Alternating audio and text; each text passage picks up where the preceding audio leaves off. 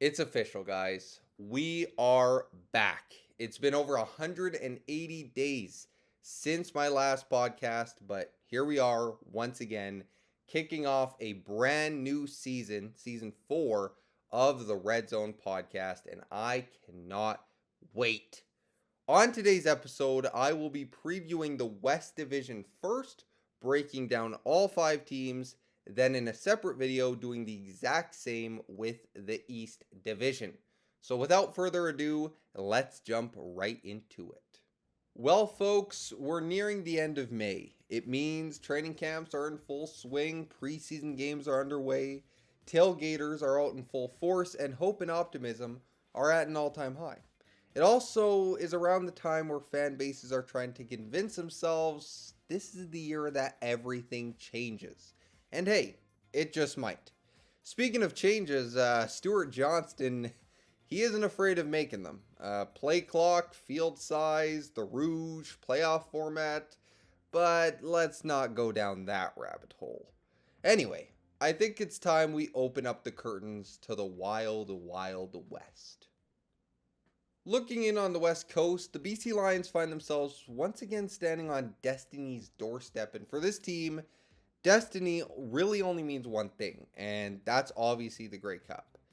Yes, time may still be on BC's side, but championship windows don't tend to wait for anyone, and they can close in a heartbeat. That reality probably hits even harder when you have a 27-year-old quarterback smack dab in the middle of his prime. So, how close are they? Well, the front office clearly believes this will be the core to get the job done, and they doubled down on that, extending the contracts of McInnes, Hatcher, and James Butler. One could point to the offensive line as a possible area of concern with Jarrell Broxton leaving for Winnipeg, but they're hoping the depth will prevail at that position. On the other side of the ball, the signings of Darnell Sankey and Casey Sales could prove to be home run additions, but consistency may just be what makes or breaks this defense. So when you look at this team, there is no question, they are contenders. It's going to be whether they can finally put all the pieces together and make it, well, their time.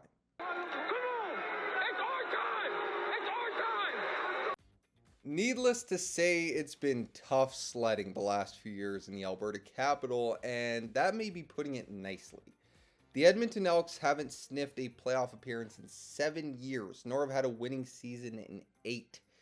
All of this overlapping their name change probably doesn't help, but it can only go up from here, right?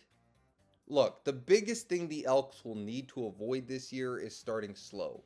Since 2021, they have a combined record of 9-37 through the first 9 games of the season.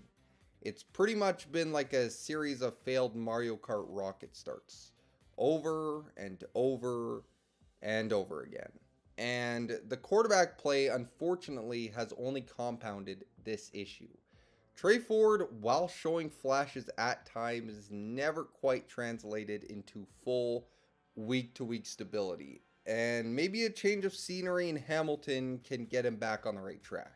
In the meantime, the Elks will once again turn to Cody Fajardo, at least for one more season, as Taylor Powell is now in the mix and will likely be vying for the starting job in 2027. And he should have weapons at his disposal, adding Austin Mack and Joe Robustelli while also shoring up the offensive line. It sounds solid, but is it truly a tampering window without Ed Hervey, handing out a massive contract? Well, enter Malik Carney, snatched away from the defending champions in hopes of resetting a unit that really struggled last season. Look, I'll say this. They have a balanced roster, and the talent is there. They've spent the money, again, but now the results will need to show. Expectations should naturally rise with hosting the Grey Cup, right? That's the situation the Calgary Stampeders are in, but oddly enough, media and fans across the league still seem to have the bar relatively low despite them coming off an 11-win season. I guess the fluke card could certainly be on the table, but Dave Dickinson and the organization clearly feels otherwise.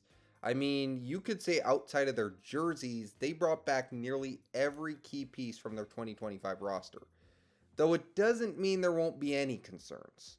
Uncertainty does loom over parts of their defense, with Flo Ormalade still working his way back from injury and Hutchings and Roberts departing for the NFL. Let's hope re-upping Clarence Hicks will ease a bit of that blow. Offensively, nothing much has really changed. Vernon Adams Jr. is back, and by the signs of his new contract extension, he's there to stay. At 33 years old, though, let's not get it twisted. The pressure is still there to win for Big Play VA. He only has one playoff victory as a starter in his career, and Calgary hasn't won a playoff game since 2018. So, time is ticking. On the bright side, they should have a pretty good unit around him, with last year's rushing leader in Dedrick Mills, and then Jalen Philpott, Clark Barnes, and now Dejon Brissett to make what should be for an electric, Canadian-filled receiving corps. I don't know exactly what would be a successful season for the Stamps, besides obviously a Grey Cup. You could go with a playoff win, but it feels like we're past that point. Maybe a new stadium?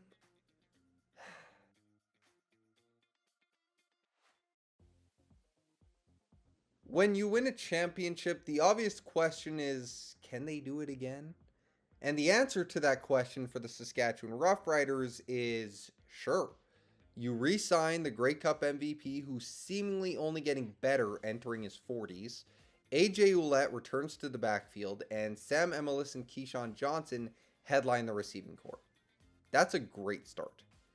But like most defending champions, they'll have to overcome the dreaded championship tax, or mass exodus, that always tends to hit the top team the hardest in free agency. It's no different for the Riders. AJ Allen, CJ Rivas, Malik Carney, Jake Mayer, Tommy Neal, Joe Robustelli. I think I made my point. One of the biggest reasons the Riders were able to win the Cup was because of their depth. So, will they be able to replace it? We'll have to wait and see. That can also be said about their new kicker. I wonder if they take a chance on Lewis Ward if things go south early. Something to think about. Make any predictions about the 2026 Winnipeg Blue Bombers very cautiously. I don't say this thinking this team could suddenly fall off, but maybe the mere opposite. I mean, the downfall, it would make sense. 5 straight Grey Cup appearances, followed by a semifinal loss, followed by now maybe out of the playoffs. But when you still have a core of Zach Collaros, who probably needs a bounce back year, the best running back in the CFL in Brady Oliveira, and head coach Mike O'Shea, it feels very hard to count them out or bank on any downfall. Add that to the fact that they added Tim White, Tommy Neal, and Jarrell Broxton to the offense while scooping up Jake Ceresna for the defense. This sure looks like a team that is reloaded ahead of 2026. Now, they will have questions as far as that secondary is concerned because it wasn't great last year, so that's something we'll have to watch out for. At the end of the day, the main pieces of those Grey Cup runs are still intact, but it does feel like there may be some uncomfortable conversations surrounding Zach Collaros if the Bombers have another down year. I'm just saying, now that's official, there is some intrigue with Taylor Algrisma possibly moving forward. Also, Rourke versus Algrisma, the CFL marketing team would have a field day. So there you have it. Those are the West Division previews. Make sure to tune in to the East previews, and we will see you on the next episode.